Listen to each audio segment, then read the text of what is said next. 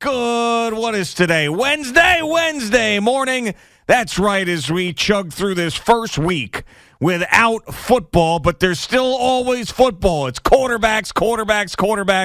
I work with a quarterback. All I do is talk about quarterbacks because the Jets need a quarterback, and there was news yesterday. Derek Carr officially released. Teams now that are interested can go out there and sign him. He's got a jump start on free agency. And Aaron Rodgers went on Pat McAfee for a final time before his darkness retreat. Not for a final time ever, but before he goes away. And this is the thing I was talking about a couple of weeks ago and makes this thing even harder for the Jets. So you got Derek Carr out there. You got other interested teams, the Saints, the Panthers, and others. The Jets are one of those interested teams, but they'd rather have Aaron Rodgers and Derek Carr. Derek Carr's available this morning. Aaron Rodgers is in a black box. What do you do? Good morning, Boomer. How are you? Good morning, G. I'm doing great. And by the way, I don't know if you saw this, but do you know the odds on the Derek Carr signing and who is the number one team in terms of the odds to sign Derek Carr? I saw Carolina yesterday. Yes. Yeah, Carolina with a heavy favorite. It was Carolina like plus 125. I think the Saints plus 175. And then I think the Jets were like plus 225. What did I tell you a month ago? I said follow the breadcrumbs. I even said that a couple days ago when you were out for the Super Bowl's greatest commercials. I said Boomer's been dropping the Carr to the Panthers breadcrumbs. They've been dropping them, so pick them up. Yeah, listen, and you got David Tepper down there, so he's got a lot of money. I could see them, and I don't know anything. I have no inside information. My man Frank has ghosted me now for about 10 days. Really? So I have Has that ever happened before? Not really, no. But I've never really, I really don't have any inside information. I'm just saying to myself, and I remember telling you this when the Jets were, and we were talking about possibly Frank coming here as the offensive coordinator. Yeah. And I was like, man, my hopes and dreams are not that he comes here to be the offensive coordinator. My hopes and dreams are that he becomes the head coach of Carolina and they go out and sign Derek Carr. Perfect situation for him. That was my hopes and dreams before all of this stuff got to where we are today.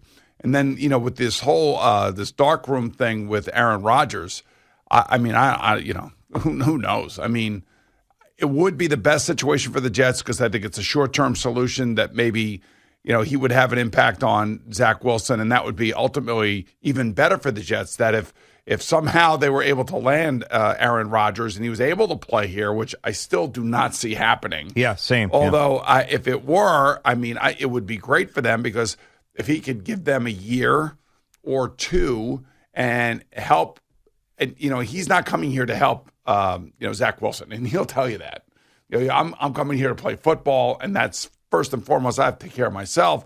And then whatever the side angle is for Zach Wilson, and maybe he learns how to be a pro, well, that would be another benefit for the Jets. But, the Jets could be left here at the altar, and they may end up having to go with a guy like Jimmy Garoppolo. And I know, listen, there's only so many guys out there. That's the point. I know, and this has been the problem because – when you fail in the draft with the number 2 overall pick, this is what you are left with. You're either left with the big home run, unlikely situation, or you're left with the scrap heap and a bunch of guys that aren't all that good and probably won't bring you to an AFC championship game, especially in this conference the way it is right now, or a Super Bowl. So, do the Jets now, with Aaron Rodgers making his decision, going away for at least 4 days, and Derek Carr being out there, do they make a legitimate offer and say, screw it, like I'm going to go and get Derek Carr because we can't wait on Aaron Rodgers and we know we're going to be better with Derek Carr? I don't see them doing that. I also have to believe that Joe Douglas knows knows within league circles what everybody thinks is going to happen with Aaron Rodgers. And as Aaron Rodgers said yesterday, while, Ian Rappaport and Adam Schefter are really good at their jobs, they're not in my inner circle. And nobody in my inner circle is talking to them, so they have no idea, what I'm going to do. My sense would be, he comes out of there's 3 things that could happen when you think about Aaron Rodgers coming out of this dark room, this dark retreat, whatever the hell you want to call it. One is that, hey, I'm coming back to Green Bay for another year. Mm-hmm. And now, does Green Bay want him back? Yeah. We don't know. That's another story. We don't know. And I think that most people within the league circles, whether it be Adam Schefter or Ian Rappaport or any coach or general manager worth their salt, knows exactly how Green Bay feels. They may not know how Aaron Rodgers feels, but they know how Green Bay feels. And the trending feeling in that regard is that Green Bay's done with Aaron Rodgers.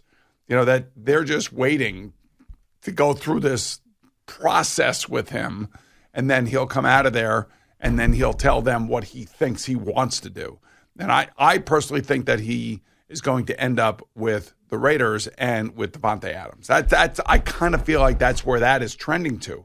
And you and I both felt 3, 4, 5 weeks ago that we just could not see Aaron Rodgers coming to Florham Park, New Jersey. Yeah, I mean, and that's no knock on the Jets or the area or any. It's Aaron. It's him and his personality and matching with a certain place. Now, he's a West Coast guy. He's an interesting guy. He obviously loves security blankets around him because he's had big problems with the Packers brass when they've gotten rid of guys early like Jordy Nelson, like Randall Cobb. He's talked about keeping Alan Lazard around. Davante Adams had to go because of his contract. So, him coming to the East Coast and then playing with a bunch of guys that he's never played with, as opposed to staying close out to the West Coast on a team, a legendary team in their own right in Las Vegas, where they're hosting the Super Bowl this year, and he's got the best receiver he's ever played with on that team right now in his prime. Sounds pretty damn good. Yes. It sounds better than coming over to New Jersey. So and this is the problem too with Derek Carr. If you're now thinking that Aaron Rodgers is either going to stay in Green Bay or go to Vegas and the Jets aren't an option,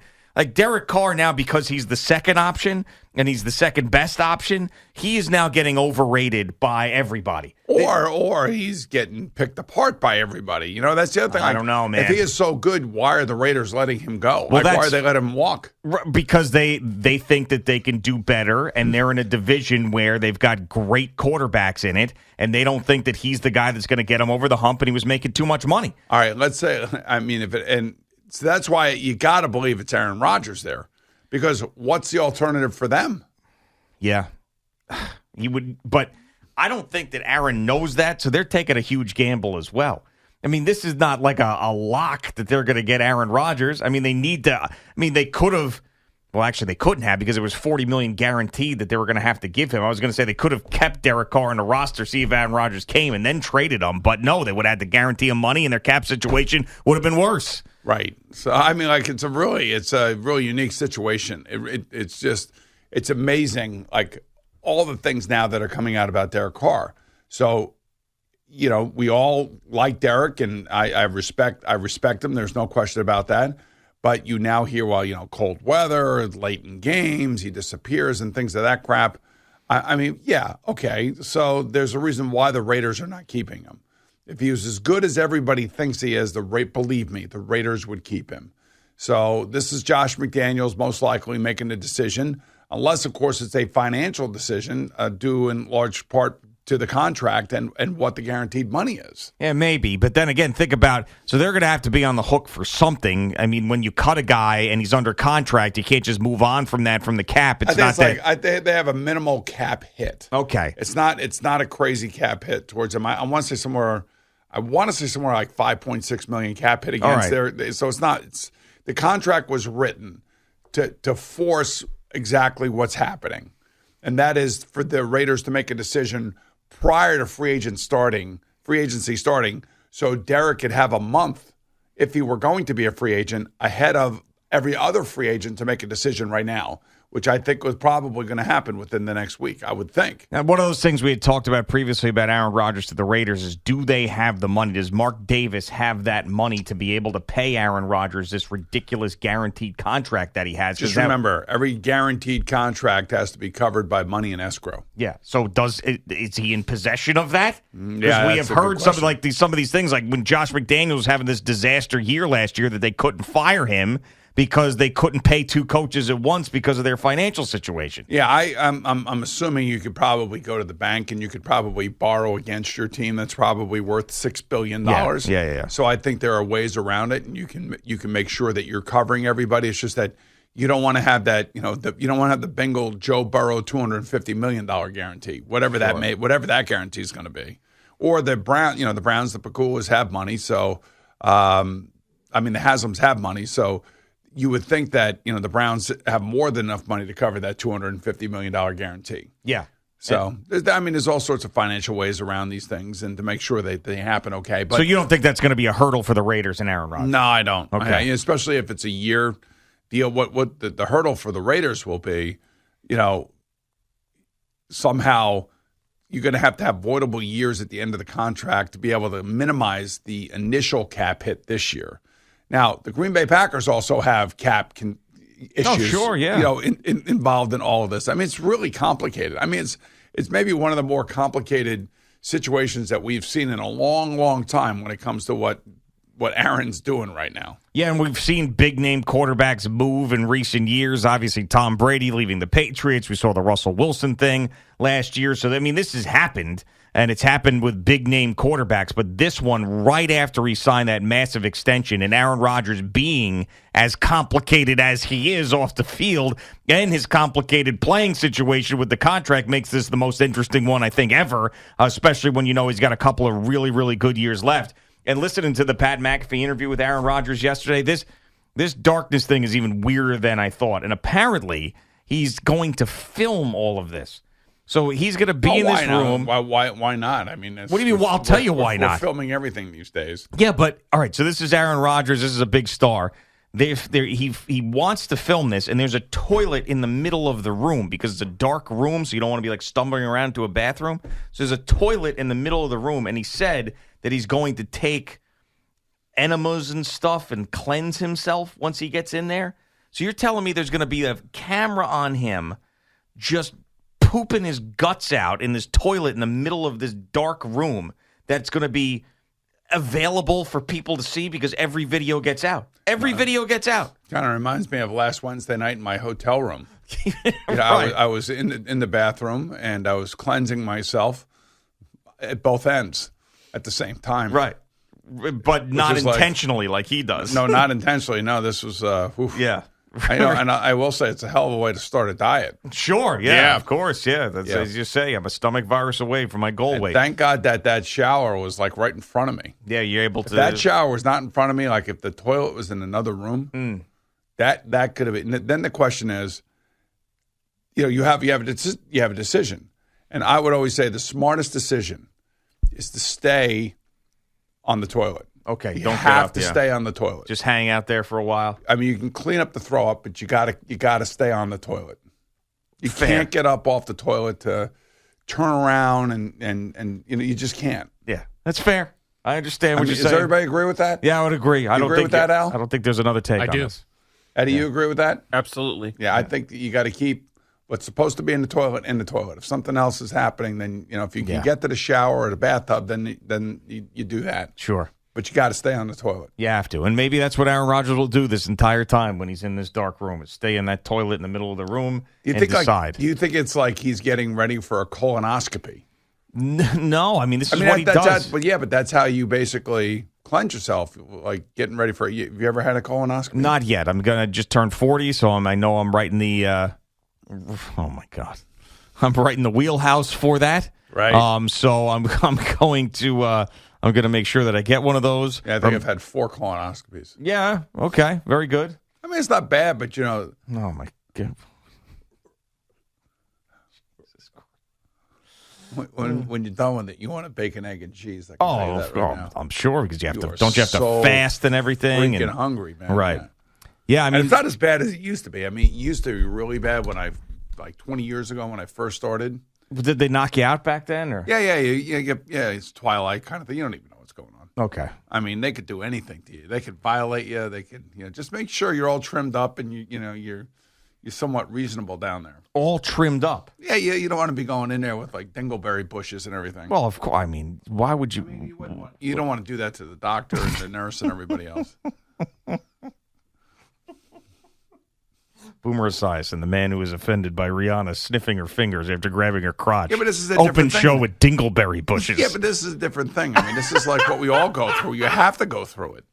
No, I understand. I mean, yeah, I guess there are doctors who have to deal with that probably have some unsanitary people that come in there that's very, very difficult for them. That's what I'm saying. Like, that's not something that I would want to do if I were a doctor. Well, I would not want to be like An ass doctor. You don't want that. Any part of that. Colorectal? Yeah, you don't want any part of that. Yeah. Yeah.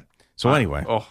So, yeah, Aaron Rodgers cleanses what he does. He did that Panchakarma thing where he pukes and he throws up. So he's going to go into this darkness thing, toilet in the middle of the room. He's going to cleanse himself out. He's going to stay in there for 4 days. And you think that something in that darkness room is going to tell him,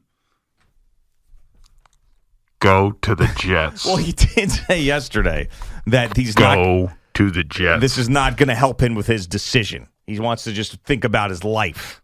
It has nothing to do with a great life. He does have a great life. He seemed really happy yesterday during that interview, which made me think retirement for him because it's off season and he's happy and he's doing his stuff. That's the other thing. So he could go back to Green Bay, he could retire, or he could end up going to play one more year somewhere else. Probably 2. If he comes back for 1, he'd come back for 2, wouldn't he? Too bad he can't get to San Francisco because that would be like going home for him, and that would be playing with a great team. I mean, if you said, like, I'll go to San Francisco, they pay me $20 million. Let's see what happens. Yeah, the Packers are not doing that. No way in hell. They have a say in this too. So it's going to be an AFC team, and we think if he does play, it's probably going to be the Raiders. It's all lining up. So then you got Carr to the Panthers, you got Rodgers to the Raiders, and you got what to the Jets? Jimmy Garoppolo. Dingleberry bushes, that's right. Now starting at quarterback. Number 10, Dingleberry bushes. Boomer and Gio on the Fan and CBS Sports Network.